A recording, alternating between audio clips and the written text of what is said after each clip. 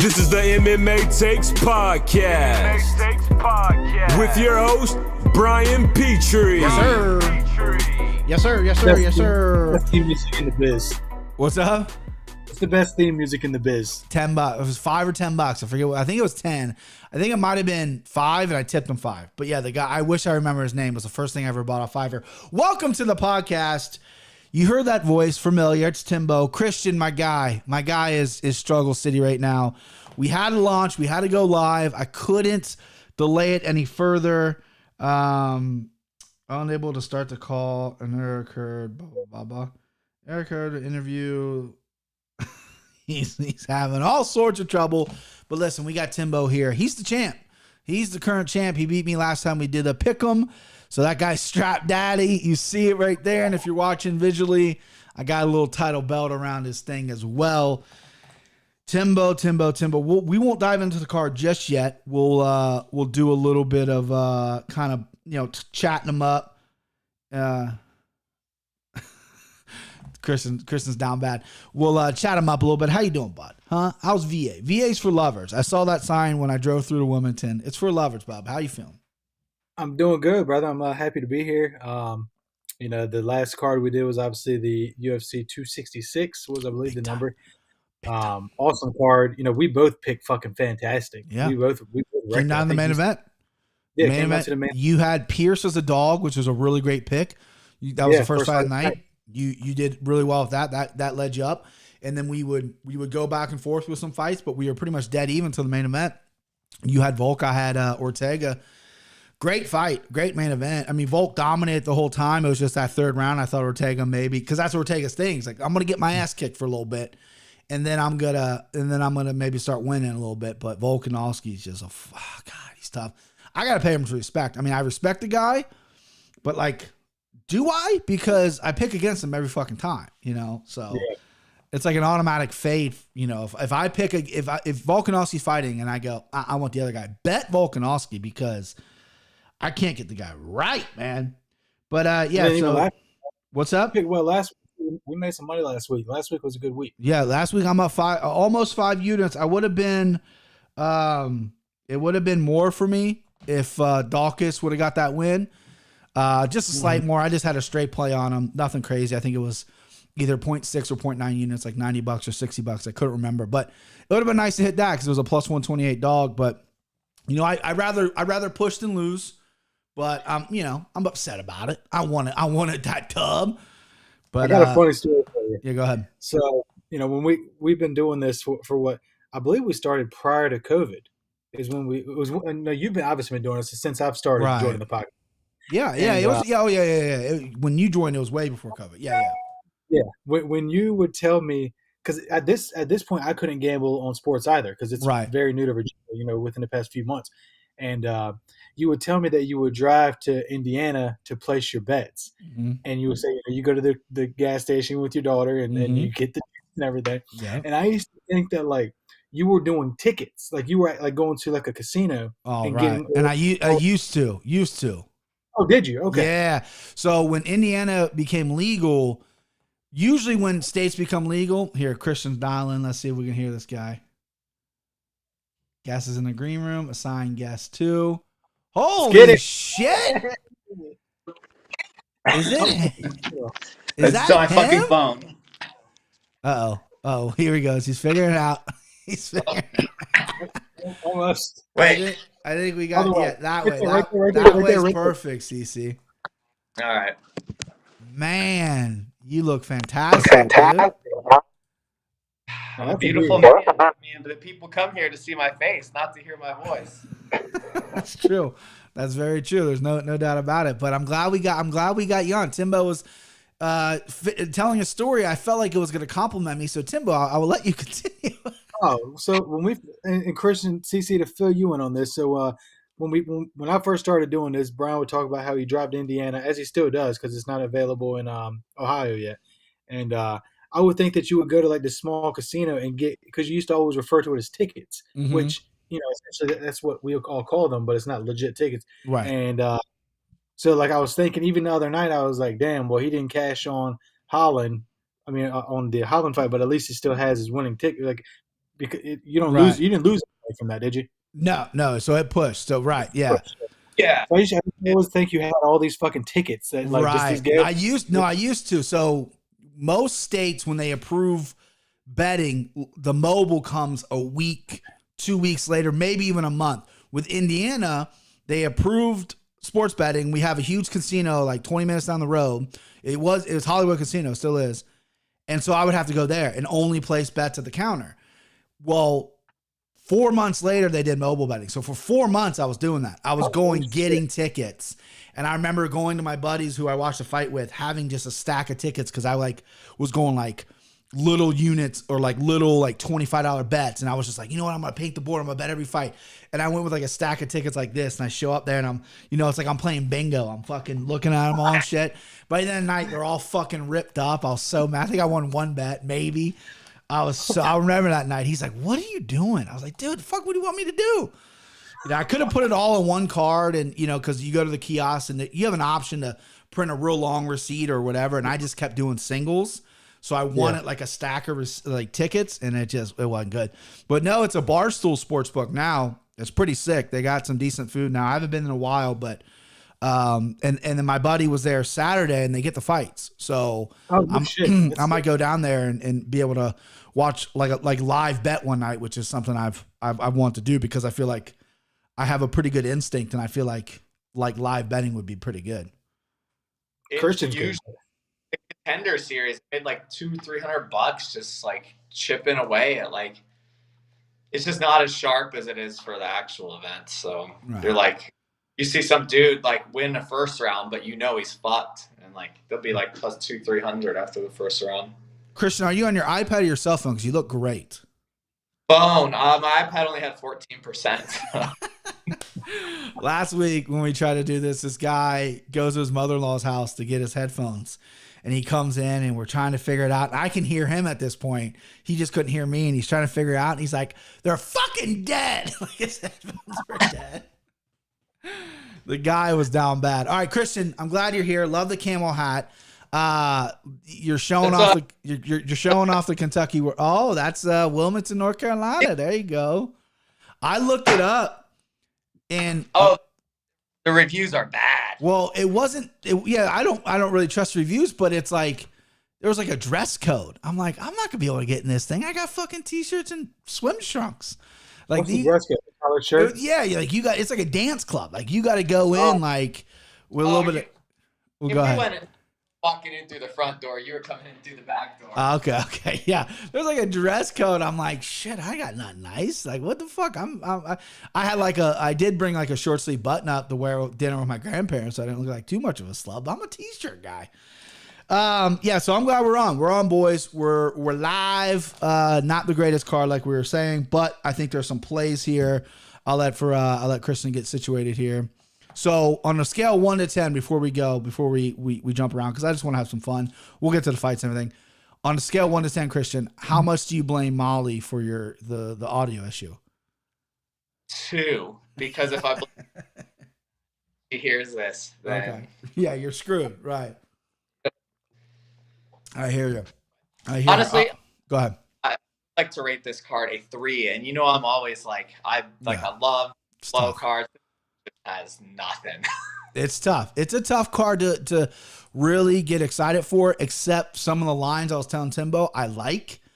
Daddy likes some of these lines. So I'm excited about that. And listen, this card could be the greatest card in the world if I win fucking money. So let's win some money, boys. Let's win the people that are watching, listen to money. Let's line our own pockets. First fight of the night. A stinker. Most of these are, okay? I mean, I'm gonna play a new soundbite that I debuted for Christian, but I mean, both these guys. Oh, brother, this guy stinks. I mean, they both are not great. I think we got a comment here. My boy, let's see here. Jeannie Douglas gave a little fist up. Love that. Yo. Thank you for watching, Jeannie. If I'm pronouncing your name right, Jeannie Douglas. That's thanks for watching. All right, so Charlie Altoveros plus 245 or Steve Garcia minus 320. Timbo, you're the champ. I'll let you go first. We'll go top bottom. Both these guys aren't great, right? Altoveros got bodied by Kevin Holland. Now he's down at, 155 pounds. He fought Kevin Holland at 185 pounds. Steve Garcia, a huge favorite, doesn't have a win in the UFC, came from the Contender Series. LFA guy, solid.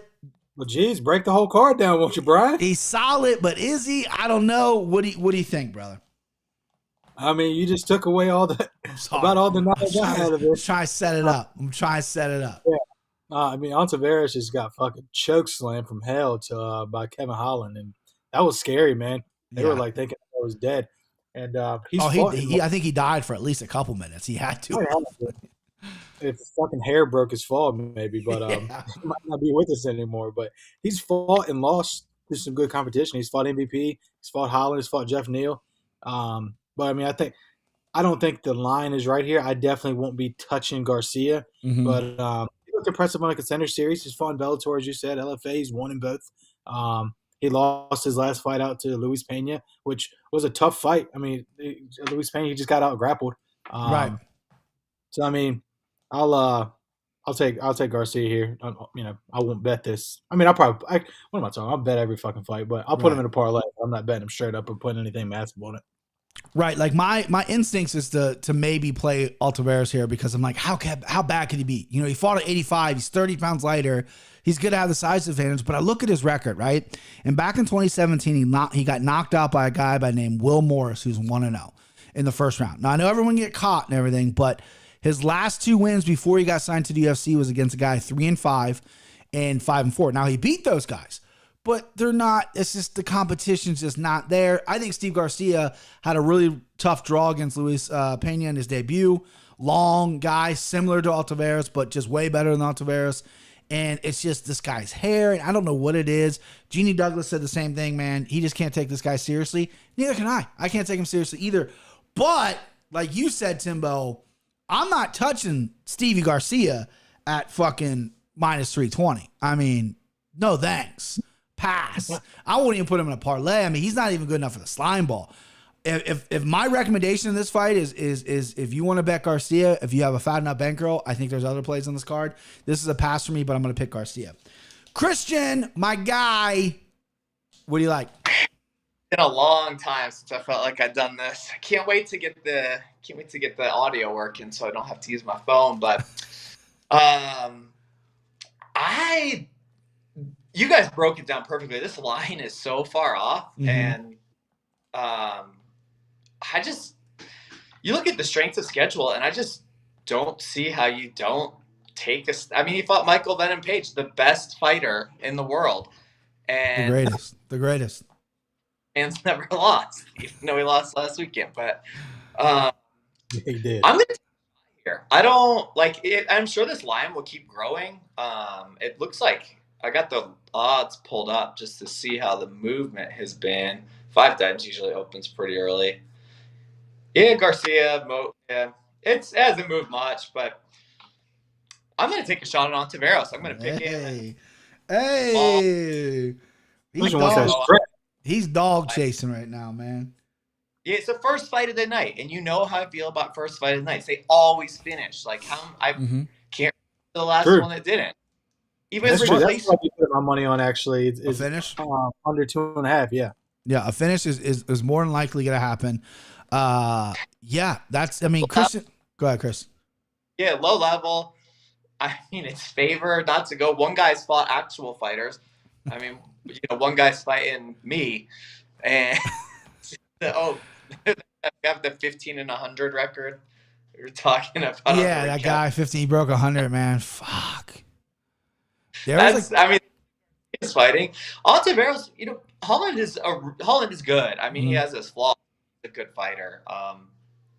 I'm not going to put too much stock into that. Give me Altoveros at this huge line. Right. But the problem with the loss with Holland was it was at 85. He's a 55-pound fighter, or 70. And he didn't get knocked out. He got slammed by Holland, which, I mean, this is before Hedrick stand wrestling or whatever the fuck Holland's talking about. But listen, I like the dog shot here. I like the dog shot, if I'm being honest with you. This is crazy. Steve Garcia minus 320 is nuts.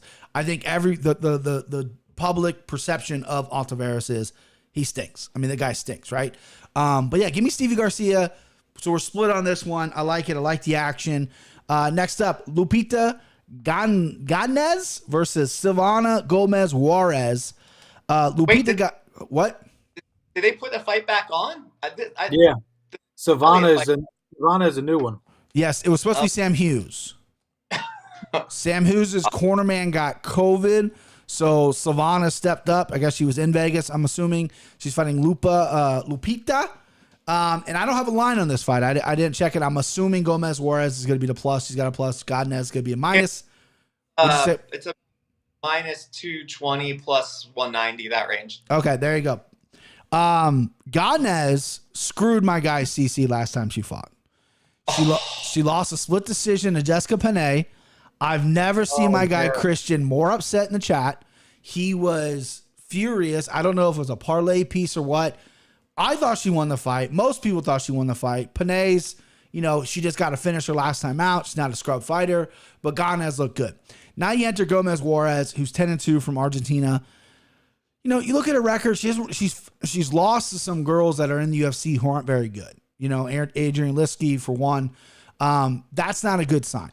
But I looked up tape on her and I like her style. She's got good striking. Her ground game is okay.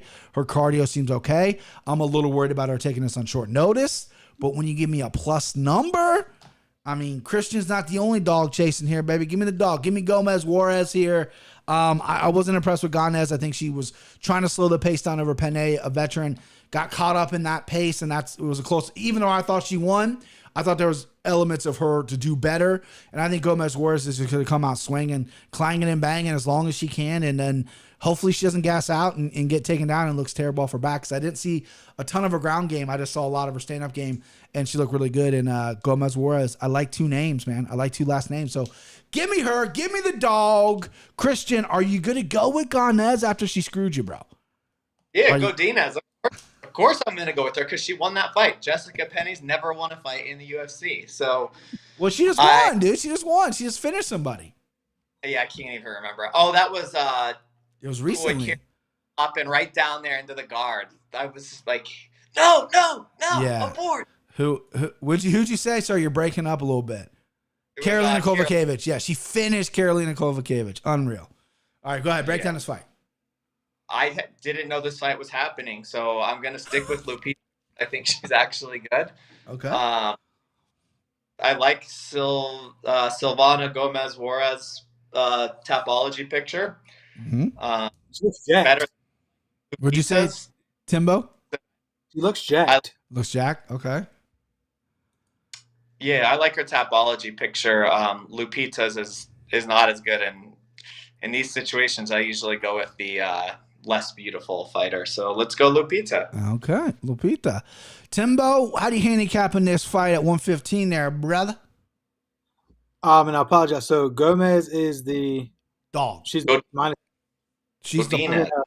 Godinez is the minus 290. Yes. Okay, and it's very short notice for Juarez. Did you see if I'm gonna call her Gomez? Did Gomez is this her usual fighting weight? That's a good question. I don't know. She fought Adrian Lipsky. Yeah. So that was back when the Queen of Violence was actually the Queen of Violence. Yeah, and she fought Paulina Botello, who also fought in the UFC as well. Let's see what her last fight was at. Sorry, last fight was at 125. So this is a little different weight class. She's 10 pounds, got a cut on short notice. That's a significant difference there. Good point, Timbo. Yeah, I'm gonna go Dinez. Okay. And I don't think she. I think she also won that Panay fight as well. I think she won too. Yeah. Yeah. And she, undefeated as a pro prior to that loss. I think Godinez. I'll put her in a parlay as well. She kind of looks like in the picture I have of her, like I know she's Mexican, but she kind of looks like a younger, prettier version of Tony Soprano's sister. Do you remember that woman? Anybody Sopranos fans here? Tony Soprano had an arc of his sister, and she sucked. She was the worst character. Kind of looks like her a little bit with the way she's looking right there. I don't know. I heard that movie, the new movie, The Many Saints in New York, is not very good. Very upsetting. No Soprano. I know Christian doesn't watch TV, but Timbo, no Sopranos. No, I've been wanting to check it out just because it's always talked about, and I always have to say like, well, I haven't seen it. Yeah. But it's just hard to get into, man. I tried to watch it like a couple episodes. It's a slow burn too. Like Erica, my wife, she stays up late and works on stuff. she's always looking for new TV shows. I was like, well, we have HBO Max. Try fucking Sopranos, right? And I think she tried a couple episodes. It's slow. It's tough to get into, but I watched it many, many years ago. I mean, I rent it. I used to Netflix the DVDs, right? So I watched it, a while ago. I'm old. Christian, have you seen it? Yeah, you want me to date myself? I used to rent the DVDs. I got an unlimited pass to Hollywood Video, and I would rent. Yeah. So I've told this story in the podcast before. When I grew up, where on Delhi Pike, it's like where all the restaurants are at and stuff. There was a Hollywood Video and a Blockbuster Video, and I had permission from my mom. There was a note in the computer. I'm 13, 12, riding my bike up there. I could rent whatever movie I wanted. No matter what. I go in there, give them my Blockbuster card. They'd be like, buddy, this is rated R. You can't do it. And then this redheaded woman at Blockbuster would come up and be like, he's allowed. And fucking run out of there with like showgirls and shit with fucking Jesse from Saved by the Bell showing her titties. Like, yeah, dude. And then I would go over there, and if they didn't have it, I would go over to Hollywood. And I'd be like, and they would see me walk over. Like, I had it fucking down pat, man. I love that shit. Now it's a Dollar Tree, and then I got go ahead, Kristen. Huh? Were you allowed the beaded section of the movie rental store? I was allowed everywhere. I was allowed using the fucking employee bathroom at Blockbuster. They didn't give a fuck, dude. All right, next fight. Here we go. Charles Rosa plus 156 versus Damon. Was it? Yeah, Damon Jackson minus 194. Another odd line for me. And before I kick it to you, Christian. Why doesn't Damon Jackson shave his fucking head? The hair is so bad. Just get out of here. I can't look at him. I try to find a different picture without seeing this fucking head. There's no other one. Oh, it's bad. Christian, who do you like in this fight here, Rosa or Jackson? I am huge on the Jackson side in this one. Charles Rosa, I don't like. I mean, he should. They have the hand black belts out after people win fights sometimes. I think you might have said this once upon. This guy should have been downgraded 2 belts by now. I don't know who gave it to him, but they need to start taking him from him. He's allegedly a black belt, and grappling is a specialty. I mean, he was almost finished by Justin James towards the end of his last fight. That was a close. I know a lot of people had it. I had the James scorecard, and I know I was in the minority there, but Damon Jackson got knocked the fuck out last time we saw him. Who was that against? Topuria, who's a fucking beast. Yeah. I really I think Damon Jackson's actually not that bad. It's kind of funny. There's a few on here where it's these people that have gotten brutally knocked out, which isn't good long term, but I don't think they're as bad as their last performances say, because they're fighting people that are out of their league. Damon Jackson's only a purple belt, but I could go to the strip mall down the street and become a black belt probably in a few years. So depends on where you get it from. I've really been impressed with the Leech, the not as good Leech, but I like him. I don't know how Rosa wins this fight. This path to victory is. I don't think he's going to sub Damon Jackson because he just gets controlled when they get into scrambles, and I'm just looking at the stats wiki capping. Yeah, Jackson's won almost all of his fights via sub. Yeah. I've found a more impressive fighter just from the eye test. So give it to me. I'm definitely going to be betting this one. There you go. On the Jackson side, Timbo, who do you like? You taking Charles Rosa from Boston, Mass, or you like Damon Jackson, Bob? I'm totally with CC on what he just said.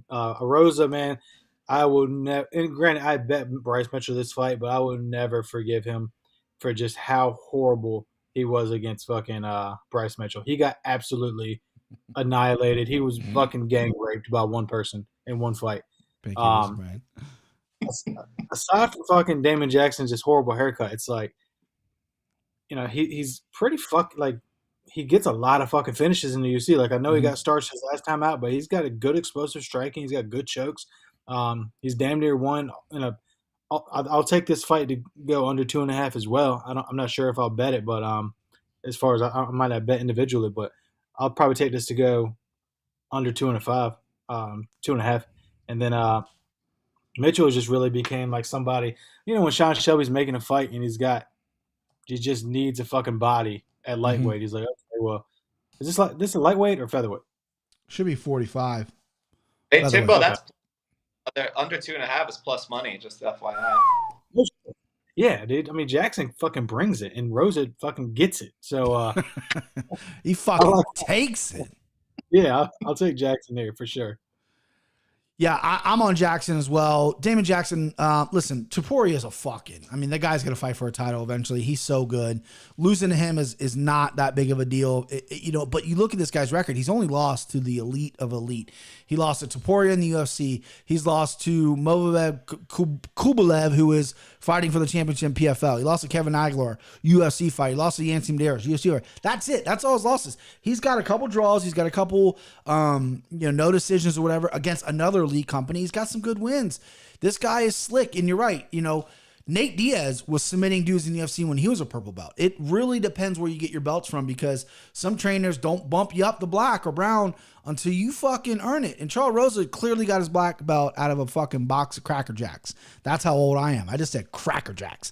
But Damon Jackson's legit. His striking's good. His chin, it gives me a little pause. He does struggle with guys who are big power, but Charles Rosa doesn't have power. My issue is Rosa hasn't been finished in a while. He's Shane Burgos knocked him out, but other than that, he's pretty durable and he's pretty crafty on the ground himself. He's terrible with his submission, and his black belt skills are trash. We can admit that, but he doesn't get finished a lot. You know what I mean? And that throws me pause with the finish. I like the number. The under was plus money. I always like plus money, especially when you got a guy like Damon Jackson who's minus 194. And I think this is a solid play for anybody at minus 194. Parlay piece, because I think Rose is on his way out for sure. But yeah, Damon Jackson, give him his flowers, man. Give him some props. Next up, the big boys. This is my weight class, boys. Alexander Romanoff, minus 590 versus Jarrett Van Der Reer, plus 410. Timbo, you start. It's fitting that we're going to end on Christian since he's the heavyweight whisperer. Timbo, what do you like in the big boys? I like whatever Christian says in this, but I have to give my own take on it, so I will. The line this is the largest line of the night, obviously. Yep. Romanoff, I think he's going to dominate. I don't think the line's pretty far off. He's got fucking brute strength. He's got cardio. He's got technique. And Vonderhaal, he's just like every other heavyweight. He's got power. But if you look at his losses, which are the majority of his fights at this point, he struggles against grapplers. Mm-hmm. He's been choked out quite a few times. Romanoff can grapple. He can wrestle. So I don't see it going well for Vonderhaal at all. So I'll take Romanoff. Yeah, the only issue I have, I'm not going to bury the lead. I'm picking Romanoff here. He's a crazy favorite, as he should be. This guy's going to be fighting with the top 5. I don't know if he's ever going to get a title shot or not, but he's going to be an elite company pretty quickly just with his style and the way he does it. But his last fight really gives me pause. He fought another grappler, Juan Espesino, who is another grappler, big boy, old man. He dominated. And then when Juan didn't go away, Romanoff slowed down and got that nut kick. And then was like, wait, if I don't continue, what happens? And they're like, oh, we'll go to the cards. And he goes, I can't continue. So I don't know. He might have some big old Russian balls, and that might have really hurt. I also think he was tired and wanted to kind of a way out a little bit. So that gives me pause, but only if he was fighting anybody else besides Jarrett Van Der Reer. Jarrett Van Der Reer got TKO by Sergey Spivak on the ground. He has nothing off his back. He's going there. He's coming off a nice win over Tai Tuivasa, was an absolute slobber knocker. Fucking punch fest. I'll punch you, you punch me, bloody fight. And that's his style. But you get into the ground, you get him on his back, Romanoff with those Donkey Kong punches. And I think we haven't seen him in a little bit, so I'm hoping that he did clean up some of the issues he had with Juan Espesino, which was, a tough matchup for him stylistically. This one fits him better. I understand the minus 590. This is almost, I'm not going to make this my mortal lock. I know we haven't done that yet. But, this is about as mortal lock as it gets. I think Romanoff is just going to destroy this man. But we still have the heavyweight whisperer, and I'm waiting for him to pick Jarrett Van Der Reer. Let's go! 0% chance I'm taking Pantera. This is the Sergey Spivak fight all over again, but a better Sergey Spivak. So this line opened at like minus 390, minus like FanDuel opened at minus 390. If I would have seen that, yeah. Yeah, I mean, that's like I bet this closed at minus 800. I bet it doubles up. Get your bets in now, boys. Yeah, really. He's won 7 of his fights by knockout, and it's like that includes Harry Hunsucker. And if anybody's listened to this show for a long time, Harry, so this line would be tighter if you were, if it was you. Yeah.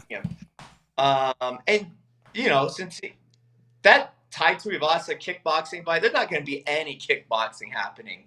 He's going to get taken down. I wouldn't be surprised if he might just choke him out with his bare hands. So I messed up. I've learned this from the John Anakin Floyd. It wasn't Tai Tuivasa, it was Justin Tafa who he beat. Not Tai Tuivasa, Tafa. Excuse me. That was my mistake. Sorry. Continue, Christian. I actually bet Vandera in that fight too, but fucking whisper, man. He's a massive man, but there's a reason it's minus 600. It's not a Valentina lot because it's fat boys, but I mean, Vandera he's not a knockout guy, really. I mean, he knocks out on the regional, but he's not knocking anybody out other than last minute replacement, Harry Hunsucker. He's not. Just watch. This is a first or second round ground and pound finish. Like, if you have some crazy book, I think Barstool lets you bet those crazy things. So bet that's what's going to happen. Mark my words. Well, that you hear it from the Heavyweight Whisperer. If you're first time listening, Christian, I think, is never missed a heavyweight fight. I don't know. I don't have the stats in front of me, but off the top. Sounds right, though. Yeah, sounds right. Sounds right. I don't think he's ever missed a heavyweight fight. So get your bets in on Romanoff before he blows up. All right, next up, Chris Gutierrez, minus 265 versus Felipe Corrales, plus 210. I lead the dance here, I believe. Yes. So Gutierrez has some of the best leg kicks in the business. I mean, this guy has the leg kick stoppages. His calf kicks are freakishly good. He's a really good striker. He stays within himself. He doesn't go too crazy, right? He's got some power, but nothing overwhelming. But his kicks are such a problem. Felipe Corrales, okay on the feet, wants to get the fight to the ground. Not overly impressed with him anywhere he goes. I mean, he's a veteran. He's been around for a little bit now. He's had enough fights to see some tape on him, and he's kind of crafty on the ground. But Gutierrez training at a wrestling camp. He's out at Colorado. He's training with a bunch of studs that are going to constantly try to take him down. I don't think Corrales has that great of a takedown. I think he's pretty good on the ground, but I think he's going to have trouble getting it there. And I think Gutierrez is just going to piece him up on the outside. I don't know if I see a finish. It'd be pretty sick of a leg kick finish because I would love that. I love leg kick finish because you just don't see them that much. And I'm not talking like someone snapping their fucking leg. I don't want that. I want this guy to quit because his calf hurts too much. Give me Gutierrez, minus 265. I like the line. I was surprised he opened this way. I know he's not the most active guy. Maybe goes under the radar a little bit as well. I know I've doubted him in the past, but I think Gutierrez, I'm all over Gutierrez in this fight. Christian, who you like? Yeah, I'm on Gutierrez too. I mean, call me casual, but I have no idea who Felipe Corrales even is. So casual. Yeah. Maybe because he's young. I don't remember. But so I broke this one down like statistically, and I mean, Gutierrez lands 4.3 strikes per minute. Corrales 2.15. Gutierrez only absorbs 2.45, and Corrales absorbs 4.22. So the number, it's like you're gonna get hit at like almost that exact same rate. Gutierrez defends 73% of takedowns. So like, I mean, I just don't see a path for him. I mean, obviously he's better on the ground, but how's he gonna get him to the ground? I mean, his takedown accuracy is 23%. Like, it's the only way I can figure out. I mean, I've seen Gutierrez fight, and it's always a pleasure. Just leg kick, TK are a thing of beauty.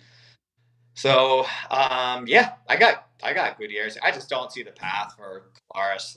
I think this is another good. I think it's a good one to bet. Yeah, I'm all because over another line that's gonna grow. We haven't even placed our bets yet, so haven't even placed our bets yet. And now that I just said that I'm all over this guy. Bucks gonna go up. I moved lines, baby. Timbo, please tell me you're taking Corrales. You're going dog hunting here. Man, I don't have much to add. I haven't done I haven't done my research really for this fight, to be honest, but I know Gutierrez is a killer. He's got sick leg kicks, obviously. He's smart. He knows how to win. Cardio won't ever be a problem.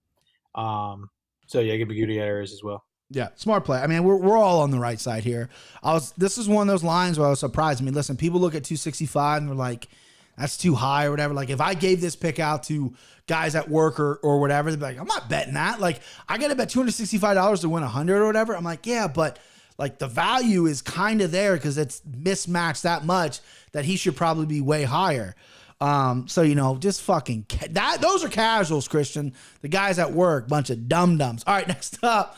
They're listening to this too, by the way, so that's gonna be fun. Next up, Phil Hawes. Let me get my thing. Phil Hawes, fight I'm looking forward to the most, actually. Phil Hawes -325 versus Dern win +250. CC, what'd you say, bud? Is this a current picture? No. So I'm gonna add that to my breakdown. He still has a few days. He still has a few days. This was I think 2 fights ago when he fought the French guy. Because on the his last fight against I forget, he had blonde hair but he had a mohawk. Anyway, Christian, you got the light heavyweights here, or excuse me, the 185ers. This has got rebooked. One of these guys had COVID like a month ago. They rebooked it. I'm glad they did. I think it's a good matchup. Who do you like? Cal Dawkins, by the way, was down from super heavy. Huh? 5'6" super heavyweight. I feel like is he stepping down in weight? Dern win? Yeah. He's cutting 100 pounds to 185. Man, Phil Hawes he's looked good lately. I mean, I think everybody knows he slows down. But I mean, he's so dangerous in the first round. The thing about Dern win, I mean, he's like just a little tank or like one of those old, like a barrel, like that guy, like a paint can. It's just the guy. I love the way you said tank. That was my favorite part. So the thing is, like, it's not that Dern win. I think he's skilled. It's just, I mean, I think there's probably some sort of laziness in why he's not fighting at 170 and he's, fighting at middleweight. But the thing that kind of scares me about this is that the last 2 times Phil Hawes has fought, he's gone to a decision. And I don't see him finishing Dern win. I mean, could he, like, piece him up? And then Dern win, I don't think is – so I'm going to be betting this one over if I'm already, laying my hand. I like this one over a lot. How about this? Fighting style. This is on ESPN. Phil Hawes wrestling. Dern win striker. What? ESPN, get it together, babe. Get it together. Yeah. Man, and I know Phil Hawes, but he wrestled with John Jones in college. So, these guys can both wrestle. And the striking is on Hawes' side. I can just – the way I picture this fight, and this is pretty much my breakdown, is just relentless pressure by Win. I mean, he just beat a guy who's not as skilled but much bigger in his previous fight. And was it Ahoyo? And I think he's going to gas him and I think it's going to be the worst fight on the card. I think it'll be really boring. And I kind of see like just a 29 win decision after he gets beat in the first round and then, maybe split, but give it to me. Give me the dog. Don't want it. There he goes. Timbo. Who do you like here, babe? Yeah, man, I'm with Christian on that again, man. It's the way you break this down, I think is I 100% agree. I see this going over 2.5. You look at the camps, Hawes being at Hard Knocks 365 wins with AKA. AKA is going to strategize for this fight. They know Hawes has got a limited gas tank. Win doesn't get finished often. He knows how to wrestle. And with the odds, especially if it does turn out to be a 29-28 split decision, which I can see that definitely happening because obviously I think it's going to go to decision. Wynn's just got to withstand the storm, and not that Hawes is some like outstanding powerhouse. I mean, he's a wrestler too at the end of the day, but just withstand it, let his gas tank go out, and then just tire him out, man. And guys at AKA don't get tired. So yeah, I mean, plus 250. I like win here for sure. Mini DC, give it to me. I couldn't be more upset with you guys because I really thought I was going to sneak one in here and get this dog. I'm on Dern win too. I have a shirt I was going to wear. It's dirty. My betting system, one of it is that you don't bet against blonde fighters, the guys that dye their hair blondes. So I looked up Phil Hawes' Instagram. There's a video 2 days ago he posted hitting mitts. He had black hair. He didn't have a dye. Now he still could dye it. But listen, this is Dern Win, coaches wrestling with DC. He wrestles every single day. I think his size, with how small he is in this division, helps him with how good of a wrestling is. I really don't think Phil Hawes is going to be able to take him down. He might be able to wear on him and stuff, but I actually disagree with you guys. I see this fight ending early because Phil Hawes gets hurt quite a bit on his chin. And Dern Win can hit. Dern Win can punch. Hasn't really shown it in the UFC yet. Doesn't have many knockout wins. Rocked Aaron Stewart in their fight. Has rocked a bunch of guys. And his main path to victory has been wrestling, which I think he can do on Phil Hawes. I think Phil Hawes is going to slow down. But I do like it's going to be a greasy split decision or some kind of decision. It's going to be 29-28 either way, because if it doesn't go out of the first round, that's the only way I'm betting this is by Dern Win knockout first round. Because Phil Hawes has that ability too. Phil Hawes can come in. He's got some knockouts really quick in the first round. He's explosive. Don't think that's going to happen, but I think Phil Hawes has been hurt in almost every fight he's fought. He's been knocked out before. I think if he walks into a Dern Win who's got good boxing, we could see Dern Win get his first finish in the UFC. So give me Dern Win too. I really thought you guys were gonna both be on Hawes. I had it a little sneaky written down here. I was trying to keep it cool and whatever, but whatever the fuck ever. You guys read it perfectly. All right, next up, Maria Akapova plus 140 versus Sabina Mazo. This is she's minus 172. Timbo, you got the female fight. Do you got Agapova or you got Mazo? All right, so this is a shitty fight. I hope it's not this far on the card. This should be like the second fight of the card, like right 100%. in the first. The first one's going to get finished within 2.5. You're going to be all excited. Then you're going to go to the bathroom, and then this one should be over like 15 minutes later after you took a huge massive dump. Yep. Agapova, her Topology picks got her with some weird fucking metal. Anybody know what that's about?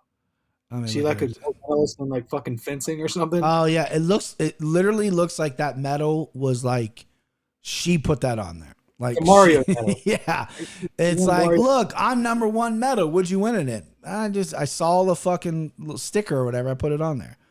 Yeah, she's got a UFC win, and she did win her UFC debut against Hannah Cyphers, who is going on to lose 4 straight. I don't know if she's in the UFC anymore. Hopefully not. And she got beat up by Shanna Dobson, who absolutely stinks. Biggest underdog ever in the UFC. Yeah. So, Mazo. What's that? I said I bet Shanna Dobson in that fight. It's very small. This guy. What a bragger. Then you got Mazo, who's unproven, herself. She's never been finished in her UFC or her professional career. So I'm impressed with that. And more importantly, she didn't get beat up by Shanna Dobson. So with that said, I'll take Mazo. Take Mazo, Timbo and Mazo. This is a tough fight. Like, I agree. This fight stinks. After Mariah's debut, I was psyched on her. Like, she had nothing but rave reviews. She seems like a woman that drinks like fucking goat's blood. She seems absolutely fucking nuts. But she went to American Top Team and she was getting rave reviews about, what she was doing in there. And then she fights Shannon Dobson, and I was all over. I had her in a parlay. I was giving her out. She's a huge favorite, and probably would have bet my house on it. And Shannon Dobson just destroys her, and she gassed and she looked terrible. And I'm like, what happened to the killer from before? She's now since taking a lot of time off. I don't know if it's been injuries or maybe she just needs to recoup. I like that. At plus 140, I like it as well. I'm taking Agavo. Mazo has fought really good women. Has a win over J.J. Aldrich, has a win over Shannon Dobson. So MMA Math tells you that Mazo is going to be the one. She's a rightful favorite here. But to me, Maria, I can't pronounce her fucking last name. Maria, whatever. She was she has one loss outside the UFC. Tracy Cortez, who fights in the UFC, Mrs. Brian Ortega. And she's a real prospect. And people at American Top Team, which is a great camp, rave about her. So I'm hoping at plus 140, she just had a real bad night against a really bad fighter, Shannon Dobson. I don't know how confident I am if I'm gonna like really bet this or not. I probably am because I'm a fucking degenerate. But give me Agavapa. Christian, how do you pronounce the name? Go ahead. Agapova. There you go. Yeah. Hey, it might be Agapova, but just go with one of those two. Or you can just call her Maria. Maria, yeah. That's what I call her. Ryan, let me lead this off and read a quote from Marina Moroz to you. Many tried to help her get out of the hole into which she kept climbing. She came to training after the club, after all these drugs. Her pupils were dilated all the time. And when the coach said that I needed to stand in a pair with her, I replied I could not work with her. She was insane. She behaves inappropriately. She can swing her elbow to hit you and then say, oh, I'm sorry, I don't understand. Just an inadequate person. And yes, she was kicked out of the gym because she behaved inappropriately. I have been preparing this for days because I read this MMA fighting article. Unfortunately, Dr. Pass dropped the same thing, but I felt like I was entitled to it. So there's an article on MMA fighting that I highly recommend looking up. It is it's savage. So in terms of, so that's Agapova. That's right. I think it's Agapova, but whatever. Maria. The crazy thing is she's like, we think of her as a one-round fighter. I've had to delve into the numbers on this card just because I've been so torn on some of these fights. But the over 2.5 is minus 225, 210, something like that. And like if you're on the Maria side, you're probably leaning a finish. But the books are saying this is not, most likely not going to be finished. That number, though, is good. I mean, she looks like she has all the skills in the world. This is a fight I'm actually really curious about. I don't think it's going to be the best fight, but it's the one I'm most torn. And I haven't even picked it yet. Well, before you make your pick, I want to rebuttal with your little comment there. There's also someone that used to show up to training with drugs and everything like that. He happens to be the GOAT, and it's John Jones. So let's not just rule out someone taking drugs as a bad fighter, okay? And I just checked her Instagram. She's still in Florida, man. I think she's at I don't know if she's at AT&T anymore, but she had a picture of Colby at MMA Masters. So still in Florida, yeah. Still. She's at like some different MMA Masters or like some different ATT. It was ATT Sunrise. She kept tagging, and then she trained with Colby and Joey Robertson and those girls. Go ahead, make your pick. Excuse me. So go. Give me the dog. One last chance. I bet against. I shouldn't have gave him my John Jones pitch. I knew I would have swung him. I knew it. I fucking knew it. I knew I'm swinging him with that one. All right, that's good stuff there. Good stuff. Next up, Tim Elliott plus 160 versus Matthias Nicolau minus 200. This to me is the hardest fight to pick on the card. Maybe next to the main event. The main event's pretty tough too, because Tim Elliott, he gets everyone down. He has that really high pace. He looked really good in his last time out. It looks like he's cut back on the drinking and really focused on the training. They're doing something special there in Kansas City with the James Krause guys. He's like the captain of the team, so he's kind of got to represent a little bit. Been around forever. Record's weird. 17-11, that's because there's inconsistency. But the one thing with Tim Elliott is he's going to take you down. He's going to take you down. He's going to do some crazy passes. He's going to work a hardcore pace.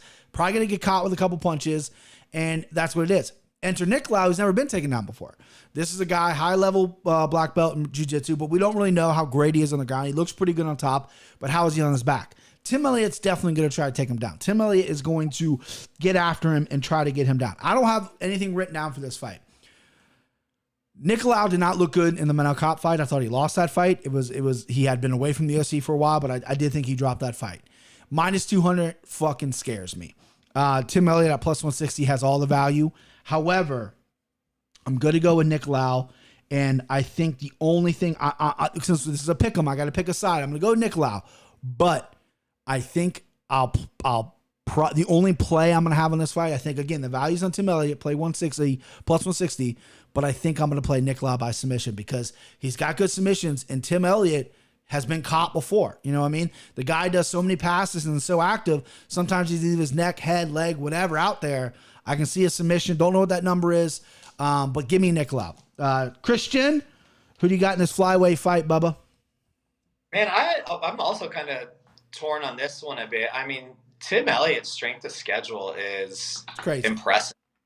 Yeah, it's insane. I mean, he kind of loses when he should lose and wins when he should win. I also thought that Nicolau lost to Kopp in that fight.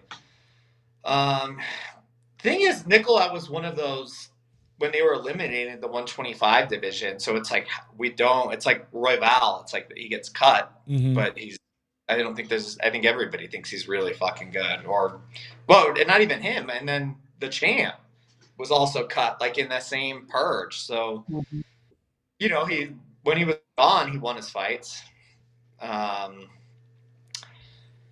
Man, but I just keep going back to that strength of schedule for Tim Elliott. And that last fight, his motivation, like that whole, like when he took Espinoza down to the mat and was talking about beating women. He's like, I heard you beat some women, huh? Yeah, he's fucking him up. Yeah. He could have finished him and just started grinding his elbow right into his face. I think it's always been known he was kind of a party guy before that, and him and whatever Donnie. It seems like they've both gotten better since they've been out there, and most people have been doing well out in Missouri. Need that pick, brah. Give me Elliot. Yeah. I thought I was going to be all favorites, and then when I hear your guys' breakdowns, I'm just like, this is a weird, shitty card. It is for sure. Which tells me that we can win some motherfucking money. Timbo, speaking about money, champ pick. What's up, babe? What do you like? I think I know who you like, but go ahead. I was hoping you guys would agree on this, and I was going to take the opposite, but so now I have to give a legit pick. Oh, I thought you'd be all over Tim Elliott, but go ahead. I'm picking Tim Elliott. Okay. 1, because of the number. 2, as Christian said, his strength of schedule, dude. He's literally fought other than what is it? Benny Gwynn. Other than that, he's fighting either fucking title contenders or champions. Yeah. And he's looked solid in his last 2. And with Nicolau, so his fight, dude, he fucking fought shit. Now I just forgot his name. Hold on 1 second. Let me look it back up. He fought Before Manel Cobb, or back in the day? Yeah, before Manel Cobb, he fought Luis Smolka, who's a fucking excellent grappler who will get anybody down, and he didn't take him down. Nicolau can get motherfuckers down to the ground too. He's got several takedowns in his wins. But again, I don't really think he doesn't like to be pressured, and that's Tim Elliott's name of the game is pressure. That Cobb fight was fucking boring as shit, and I think that's what Nicolau wanted. He wanted Cobb to make a mistake, and never happened. But Tim Elliott's just got too much experience. He's too gritty, too grindy, and he's going to be the aggressor. And if you give me a plus 160 against a guy who's got a chin and who's always the aggressor, and who can, because you know how the judges are. Me and Christian argue about it every fucking week. Fucking octagon control, to me, is a big deal, and to the judges is a big deal. I know to the rule book it's not, but the rule book ain't the one calling the decision. So Tim Elliott's gonna come out and be really aggressive as he usually is.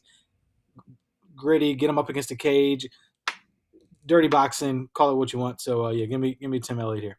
Yeah, if Tim Elliott comes in shape, because that's his big knock. Is he's 17-11, he's fought some great guys, but his inconsistency to be there every single fight night is his biggest downfall. I think that's probably why he's sitting on a plus side. Jordan Espinoza is a great grappler. Tim Elliott destroyed him on the grappling side. This could be an interesting fight. I'm really interested. Toughest fight for me to call, because Nikolai is a good grappler as well. Has a great Darce choke. Tim Elliott leaves himself out there. Nikolai has struggled in the past with big strikers. He's been knocked out a couple times, but now Kopp dropped him real bad. Tim Elliott, his hands are okay. They're awkward. Really kind of interested to see what happens here, because you got a guy who's never been taken down, a guy who takes everyone down. So interested to see how that happens. I'm glad that we're split on that. And let's go co-main event. Go ahead, Timbo. What's up? I wasn't aware that Tim Elliott also beat Luis Smolka too. So yeah, I keep thinking Smolka's a pretty good fighter. Then I remember Sean O'Malley that keeps begging to fight him, and it's oh, that's right. Yeah. Luis Smolka started off really good in the UFC, and then he became a drunk. He had a really bad drinking problem, got cut. Now he's back. He's really slick on the ground. I don't. He's okay. He's fought a lot of people. He's not great, but he cleaned his life up. He's back in the UFC now. But yeah, Sugar Sean is knocking on the door to fight him. So he's probably not so great. And that's my guy. And I can say that. Next up, Randy Brown, co-main event versus Jarrett. Oh, I got my little thing here. Jarrett Gooden, Night Train. Night Train, baby. Minus 245, plus 194. Christian, right? Yeah, Christian. You got the co-main event. You got two giant 170-pound dudes banging it out. Night Train, that picture of him right there scares me. I will have nightmares of the Night Train. Let's see what my boy, Genie had a crazy one-arm sub, but it was against Oliver. That doesn't say too much anymore. Give me Gooden, taking him by KO City like he said. I love that prediction by Jeannie Douglas. KO City. Christian, we backing our guy here. What do you got? No, Jeannie Douglas and I going head to head, so somebody's cashing. Yeah, let's see what's up, man. Let's see what's up. Yeah, I think Jared Gordon stays. It's Gooden, and it's Night Train to you. Yeah, Jared. Night Train is one of the best nicknames I think in the entire. It's a great nickname. I love it. Yeah, amazing. I've always thought he was bad when he lost to Abubakar and Joe Ban. Joe Ban fight of the night. Excellent fight. Yeah.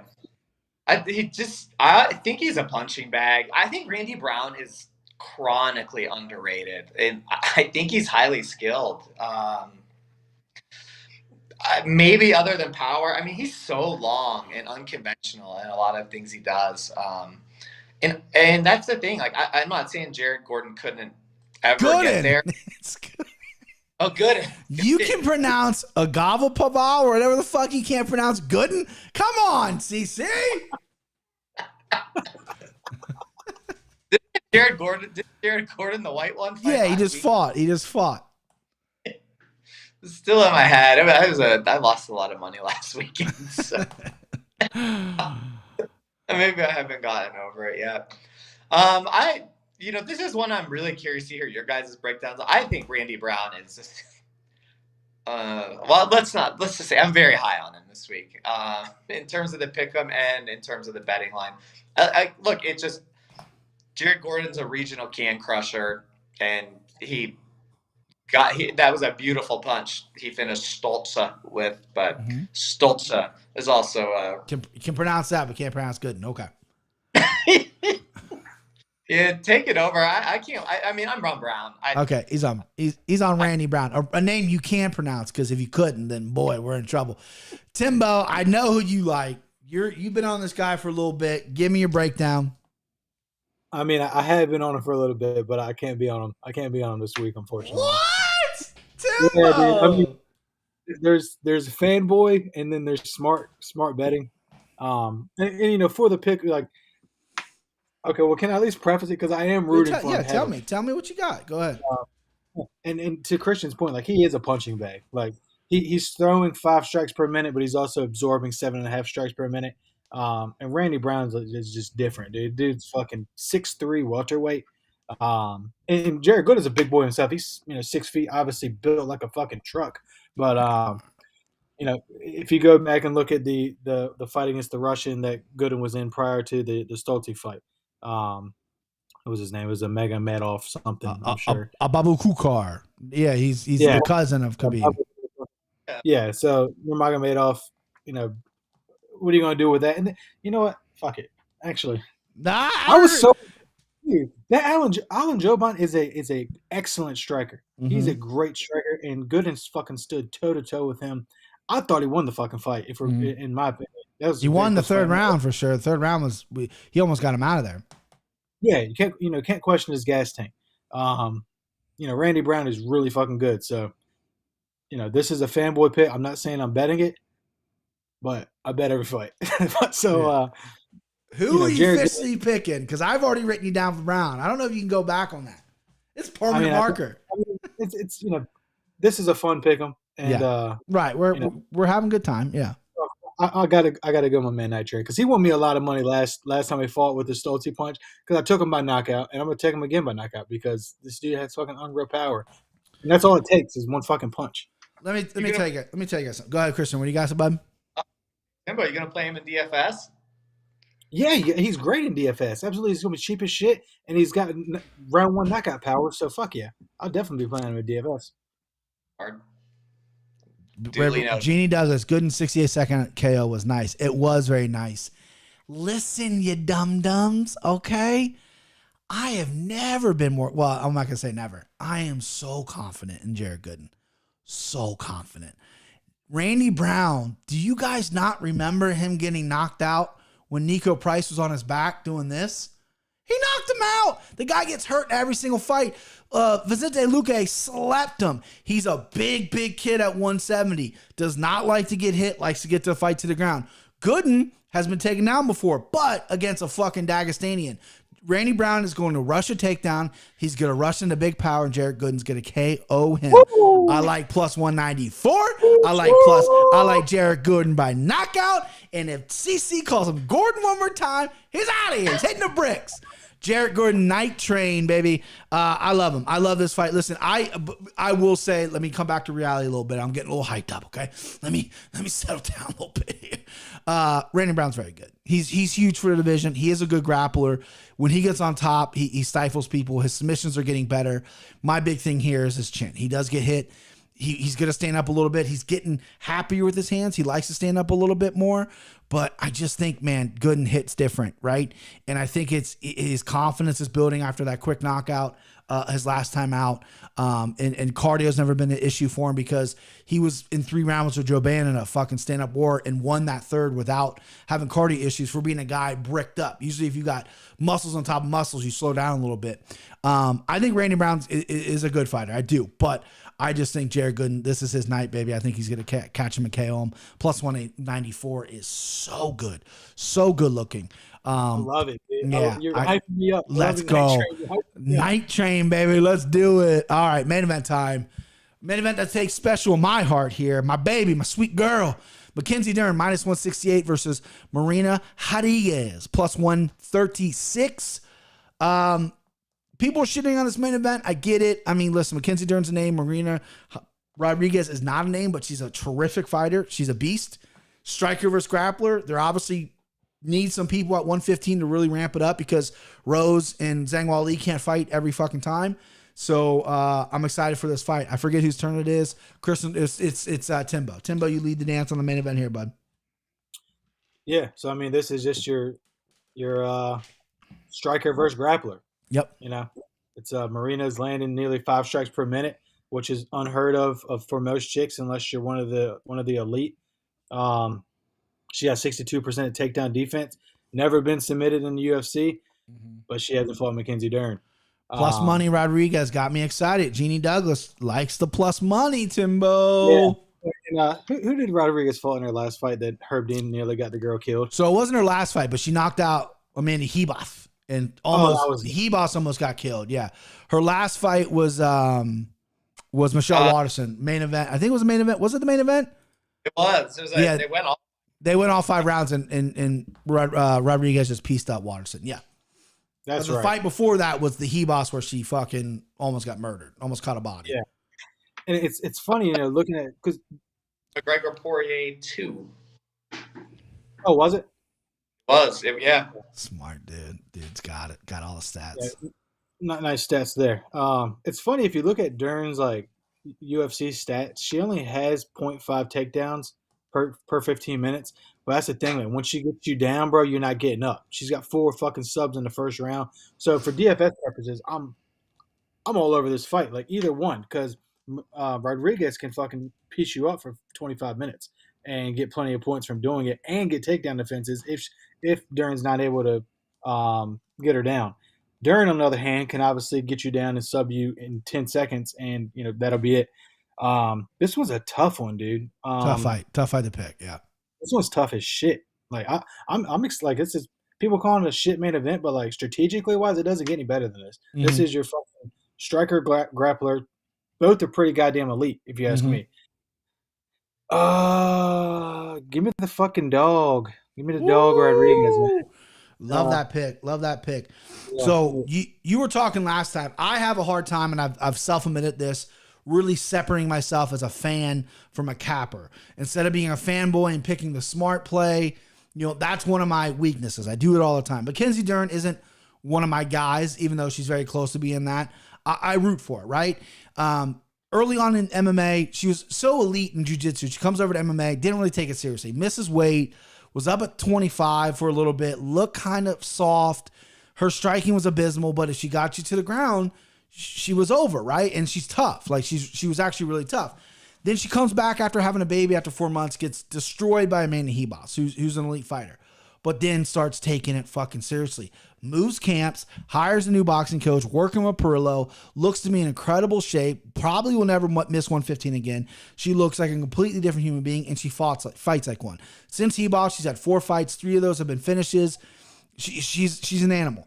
Rodiguez has been hot as well. Incredible record. Her striking is flawless. She's durable. Her takedown offense is okay. She kind of used it a little bit against Hebos.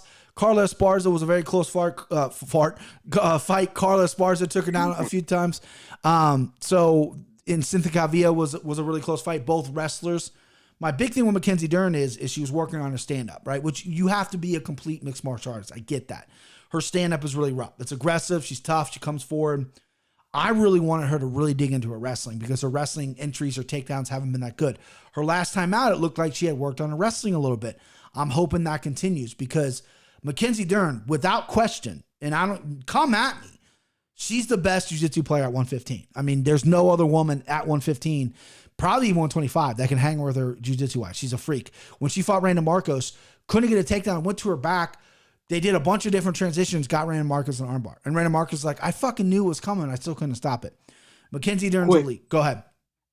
I wanted to jump in and ask you a question. What was the fight when Dern was getting pieced up on the feet, and then we were like, I think we were maybe, I can't remember, we were texting together. Verna Janjidoba when she busted her nose in. She busted her nose out. That's the only, Janjidoba was the only fight she didn't finish. So Janjidoba. No, she finished. She busted up on the feet, and then the chick she was fighting like went to the ground with her willingly. It was either Hannah Cyphers or Marcos. I think I remember Cyphers, who is a striker, piecing her up on the feet. That was her first fight after Hebos, and then Dern knee-barred her. And we're like, what the fuck? Like, yeah, it was looking bad, dude. It was, she was getting pieced up bad on the feet, and then like, for some reason one bitch took her to the ground. It was like, right. Same thing happened to Randa Marcos. Randa Marcos wanted to stand up with her. And Randa's a grappler, took Mackenzie Dern or knocked her down, or Mackenzie went to her back. Randa followed, and then Mackenzie swept her and armbarred her. It's like, what are you doing? Like, don't go down there. Vina Jandiroba was a close fight. Mackenzie couldn't take her down. Looked good striking, but with all being said, being an MMA fan and really digging into MMA, classic striker versus grappler. I'm not saying that Mackenzie Dern can't strike. I'm not saying Rodriguez can't grapple, but they both have their positions. I can't pick against Mackenzie Dern. I love the Rodriguez plus number. I do. I just think Mackenzie Dern's going to be too good in this. I don't know if I like the money line pick or if I'm just going to go with Mackenzie Dern by either decision or submission. I like both those prop plays here, but for the pick, I'm going to go Mackenzie Dern. CC, bring it home, baby. Man, it's always tough to follow you up on a main event I know she's not one of your guys, but she's close. She's close. She's almost there. Yeah. I'm a huge fan of both of them. It's one of the best strikers and one of the best grapplers in the entire sport. Men or women, they're both great. I don't understand why, the games are a little bit different. I love women's MMA. I don't understand why people dog on it because their skills are different. Like I enjoy watching armbar from guard because you don't see any guys do it. They don't have the flexibility. It's not skills. Right. So, yeah, you guys have said everything there is about striker versus grappler. I don't need to keep going into that. I think the only way Mackenzie Dern wins this fight is somehow clinching, falling. It just is going to take like a standing scramble. Her takedown accuracy is 10%, and Rodriguez's defense is 73%. So it's gonna take a fluke. But even as a favorite, I'm willing to stab on that because if she gets to the ground, if she gets on her back, like it's game over. And she can take a punch. I watched her busted ass nose. Like she's tough. She is tough. Yeah. Yeah, she's tough. And she had her improvement. I said this, I think it was one of my first podcasts we did, and like her improvement is insane. Like how much better she's getting fight to fight. I mean, she's still young. Rodriguez is like 33. That's, I mean, I don't, still prime or. Yeah, I don't think you get in MMA. I don't think you get out of your prime till probably a little. It really depends who you are, but 36. Sometimes if you're on the wrong side of 36, it can get a little dicey unless you're like super elite or heavyweight. Heavyweights go to 50. They don't have. Yeah, those guys don't fucking quit. I just either she's gonna get pieced up like Watterson did, or she's gonna find a way to just some sort of judo trip or. Mm-hmm. Just whatever it takes, and if it goes to the ground, it's game over. But yeah, hopefully she just misses on one of those big overhand rights, gets into kind of a little clinch situation, and that'll be done. I'd like to note that every women's fights under 2.5 is minus 138 on FanDuel. So this one under 2.5 minus 130. Yeah, because I was gonna say I think the play here, if you don't like the sides, is Rodriguez by knockout or Dern by submission. I think you play those props because, I mean, as tough as Dern is, I mean, she's incredibly tough. Rodriguez is elite. You know what I mean? And I don't see a fight where Dern doesn't get to the ground at least once. And she's pretty perfect on the ground. Like, I mean, it's not like, it's almost like Damian Maia in his prime. Like if he had your back or if he took you down, I mean, that's all she wrote. CC, I didn't get an official pick from you here there, but who you taking? Thing, because that's how I did most of this card. Rodriguez inside the distance plus 333. Dern by sub plus 100. Yet the under 2.5 is minus 125. So Jeannie Douglas, keep up the good work, boys. Big fan. Good luck on your plays. Thank you, Jeannie. Thank you, bub. So hey, stat boy, who you picking? Give me Dern. There we go. I like when I'm on the same side of CC. I like it. Champ. Yeah, Champ. You paved the way here, man. This is your card to break down. It's your card to open. All right. You know what time it is? It's lock time, baby. We got to give all our locks, send-ems, dog locks. Timbo, you're the champ.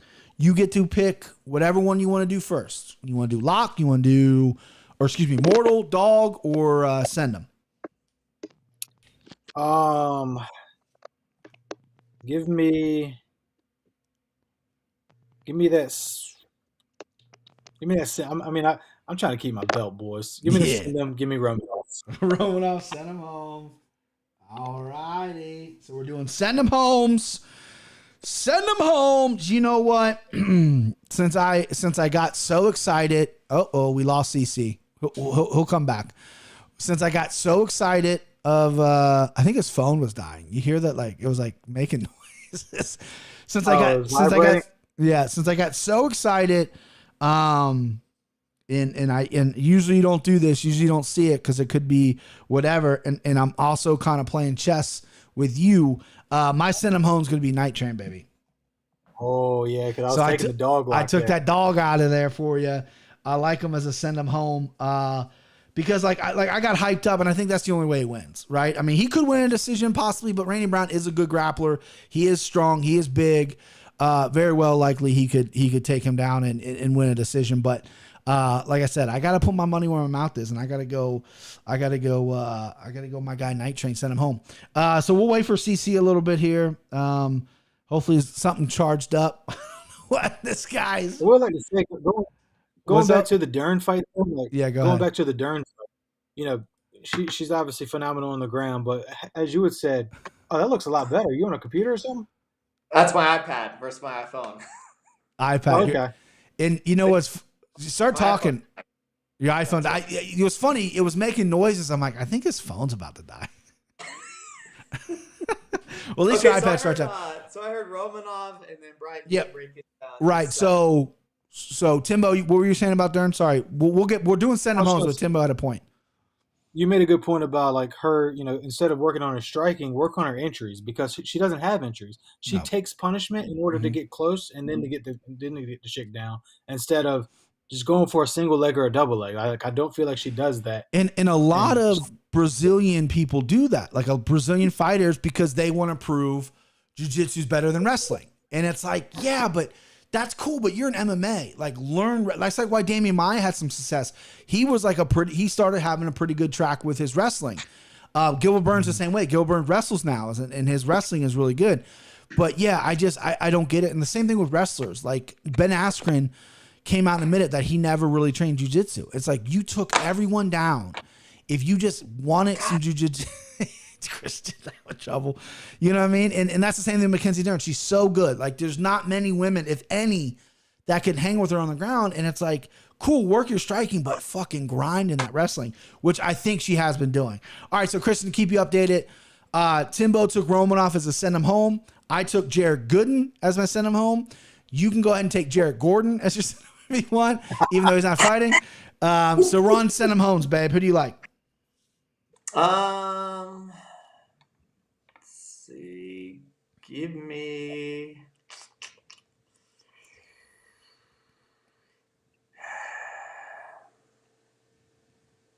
Struggle City. Give me Dern. Dern. Ew. Dern. That was my backup. Send him home. That was my backup. Yeah, Romanoff was, I think, probably all of our first. So. Yeah, I mean, yeah, I had actually a couple. I had Romanoff. I had Duran win because I do think he could possibly KO, but he's a big dog. And then I had Dern and Gooden. All right, so I'm up now, and I'm gonna go mortal. I'm gonna go mortal lock, right? And I sung this guy's praises. I'm gonna go Chris Gutierrez.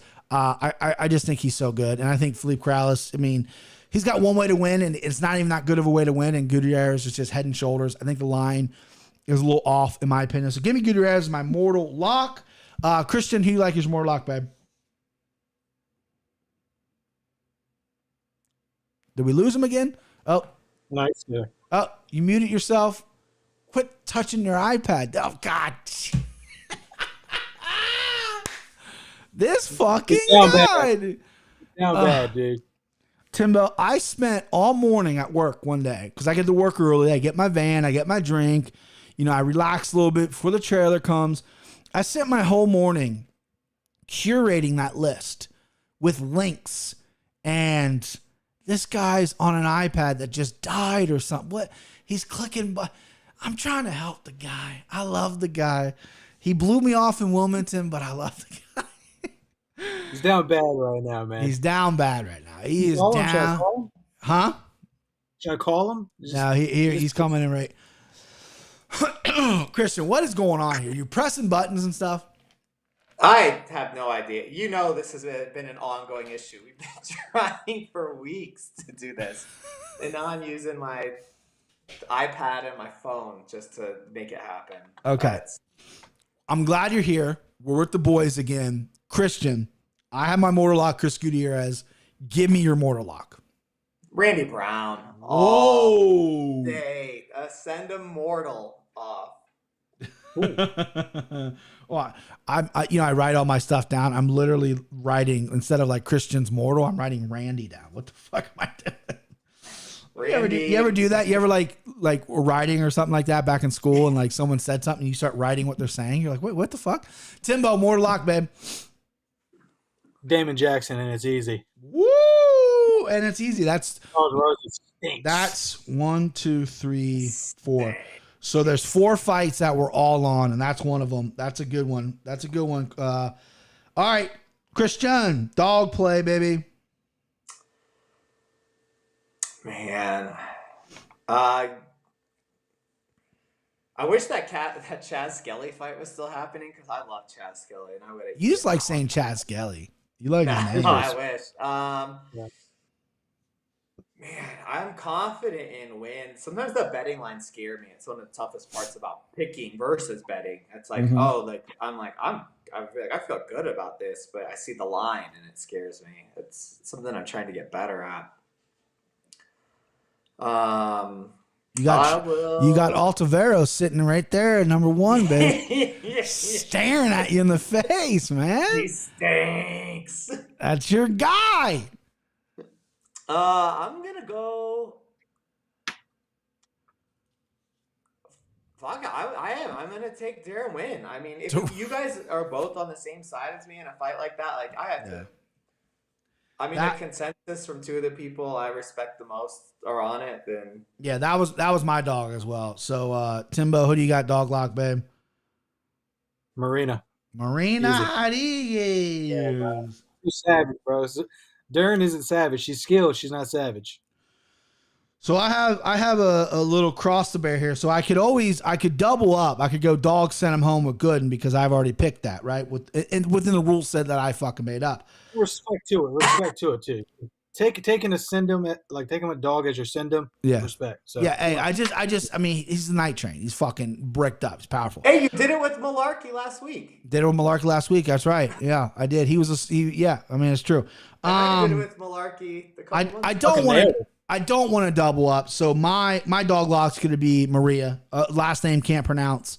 My dog's going to be Maria. I don't feel good about doubling up. I think Gooden is going to KO him. I want to get points there, and I want to get points for the points. All right, that's it. Thanks for what'd you say, babe? Getting points anyway for the dog pick. So. Yeah, right. You get points for that. You get points, and I think I'm the oh no, Christian picked her too. Never mind. I thought I was on the only side. So yeah, that's the show, babe. We did it. We did the pick 'em. The boys are back in town. The boys are back. I should have that queued up. Christian, how's softball going? I'm curious.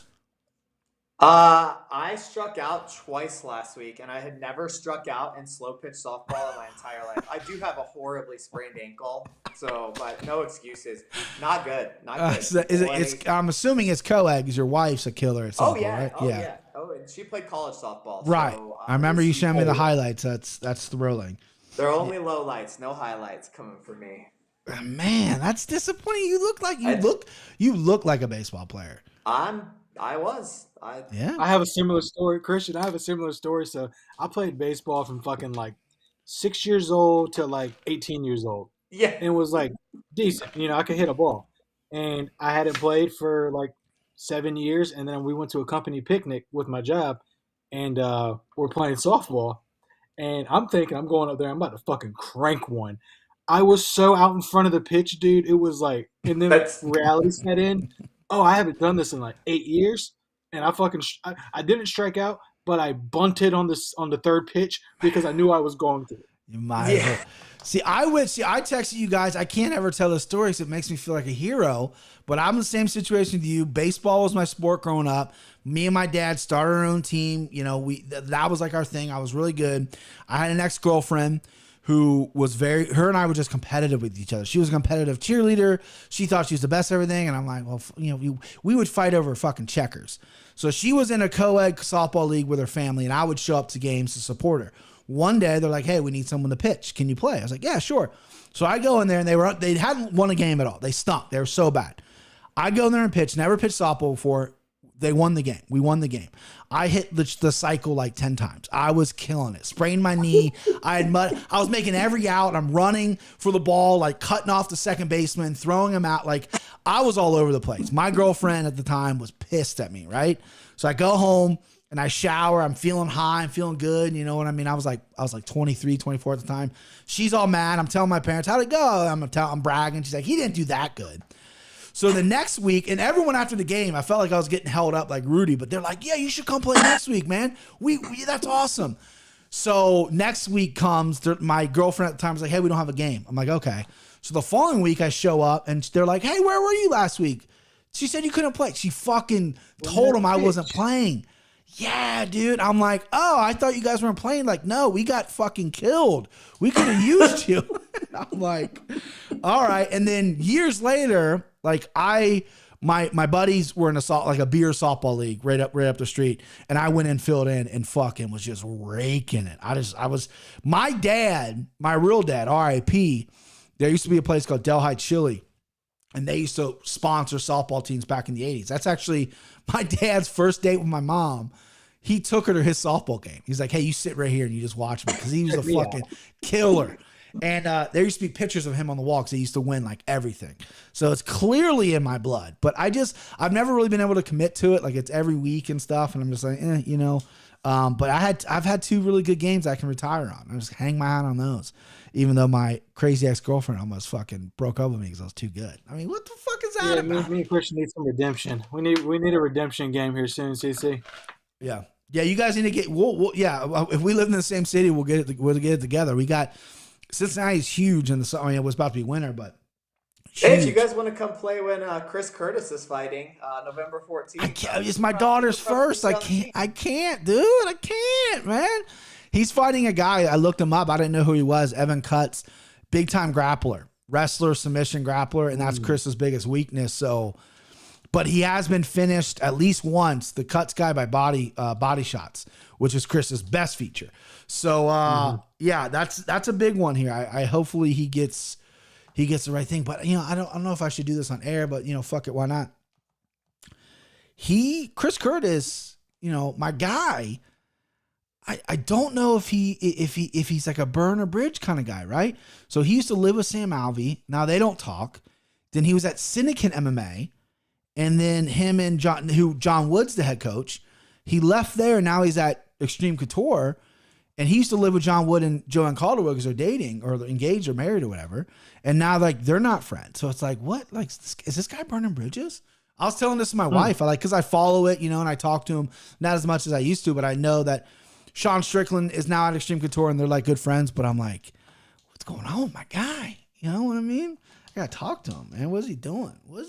Maybe just not paying rent or something. I don't know. Get that finish November 14th, and let's see him on fucking Contender Series again. Yeah, or Ultimate Fighter or something, some shit. He needs to get on something. Yeah, he's an interesting guy too. Like Ultimate Fighter, he would do well.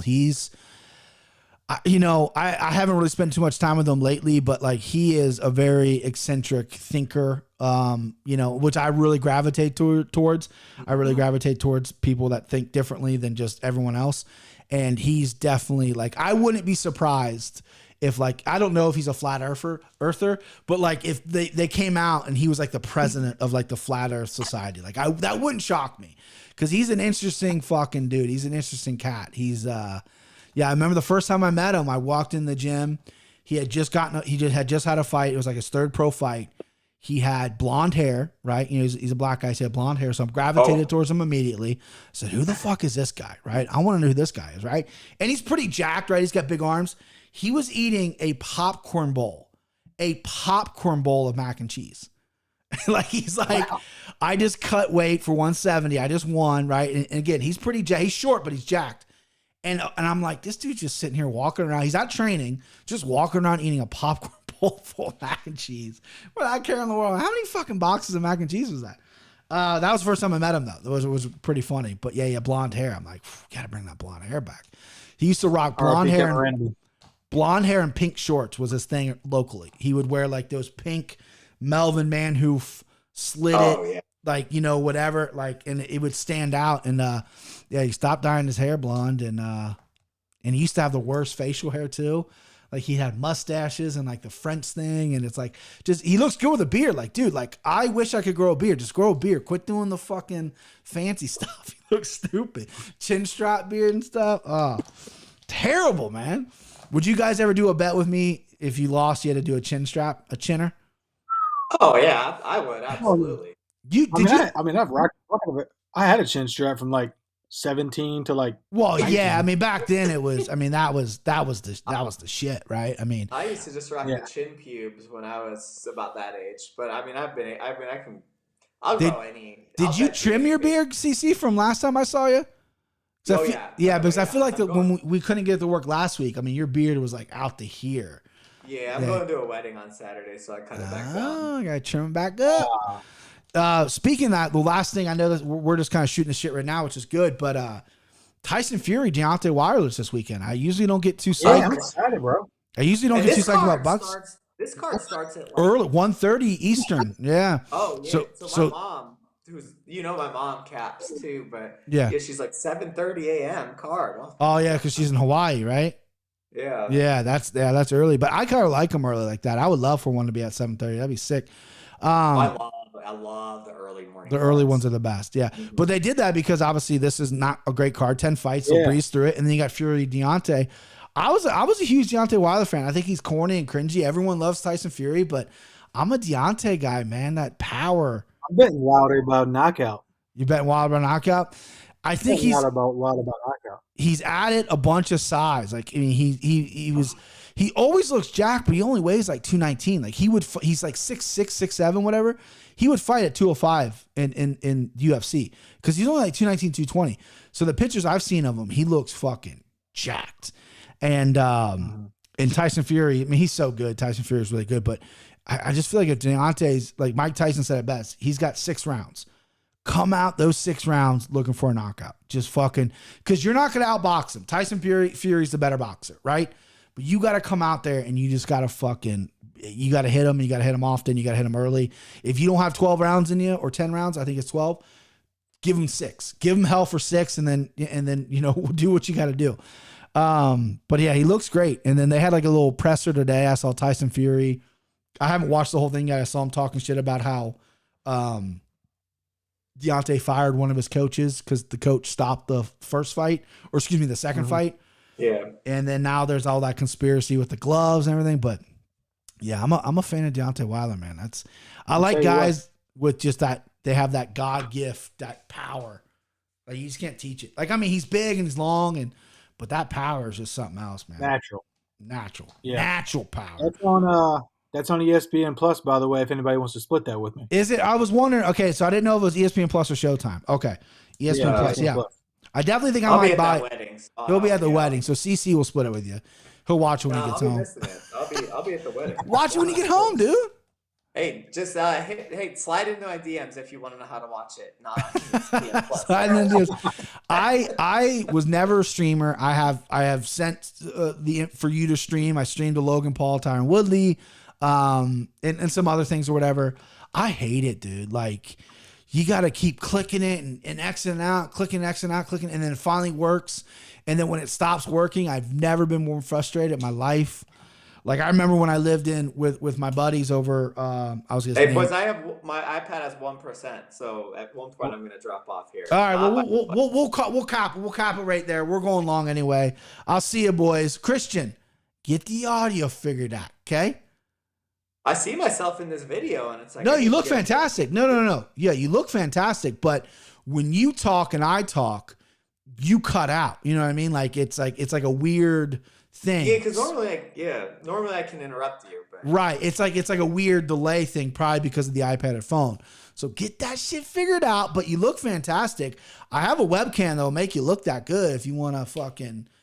I listen, do. You know, I'm your plug. Hit me up. All right, Timbo. Good seeing you as always. Let's